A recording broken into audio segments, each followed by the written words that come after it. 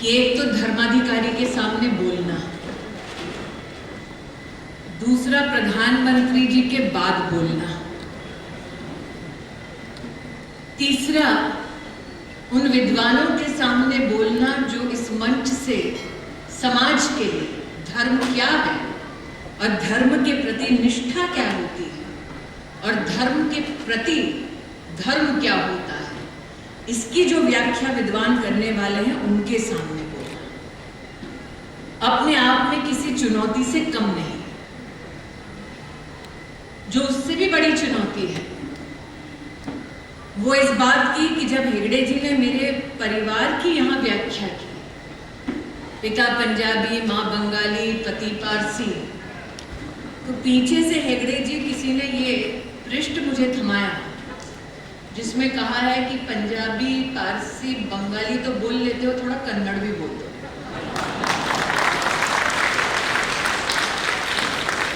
एल्लारिगो नमस्कार।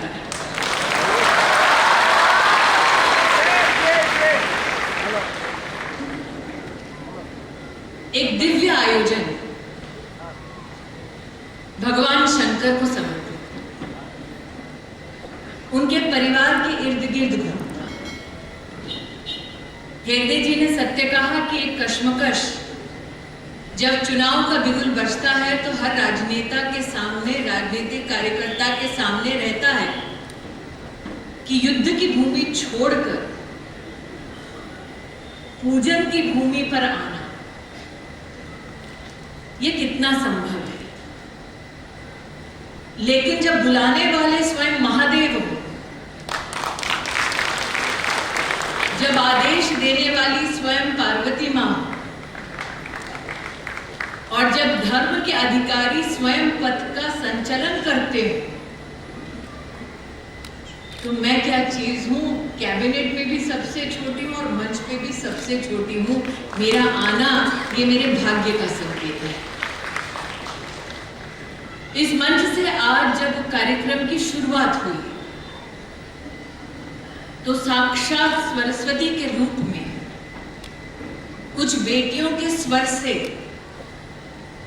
वैष्णव जन तो तेने कहिए जे का भजन सुनाई दिया। अगर आज सार्वजनिक जीवन में किसी से भी आप पूछें कि भजन पूरा गाओ, तो दूसरी पंक्ति याद करने में कुछ लोगों के पसीने छूट जाते हैं। लेकिन दूसरी पंक्ति अपने आप में परोपकार की भावना का सृजन नहीं करती, बल्कि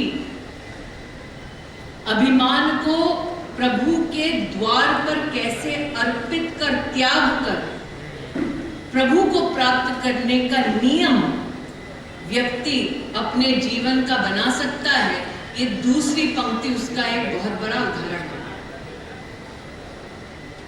पर दुखे उपकार करे तो ये मन अभिमान न आने लगे। कि अगर किसी दूसरे के दुख में उस पर उपकार करो तो उस उपकार के चलते अपने मन में कभी भी अभिमान की भावना नहीं जागनी चाहिए। ये सार्वजनिक जीवन में और राष्ट्र के संस्कार में सभी को ज्ञात है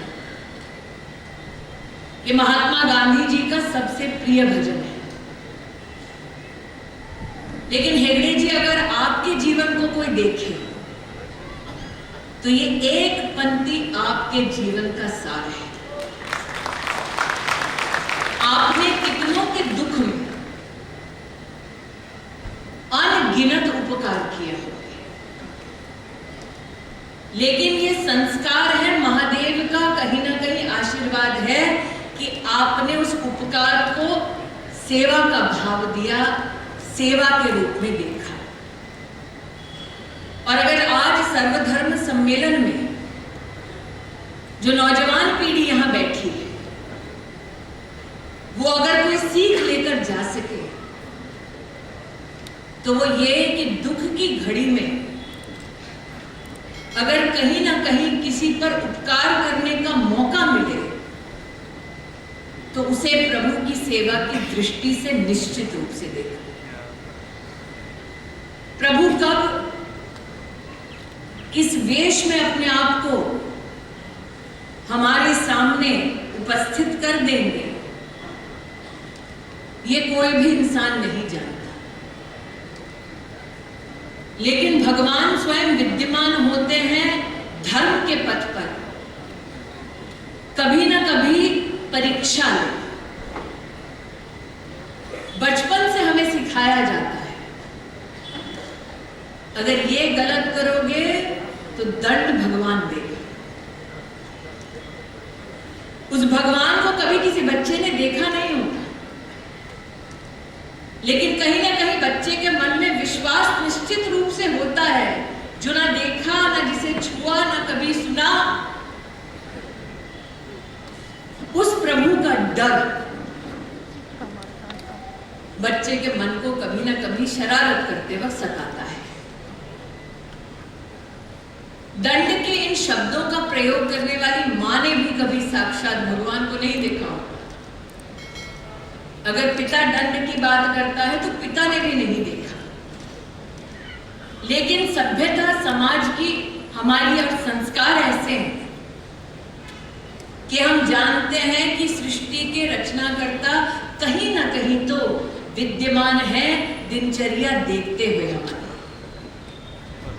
इसलिए आज हेगड़े जी, जब आपने अपने वचन हम सबके सम्मुख प्रस्तुत किया आशीर्वाद की रूपरेखा, उसमें मदन मोहन मालवीय जी के जीवन से प्रेरणा लेने के लिए एक लाइन आपने हम सबके सम्मुख पढ़ी।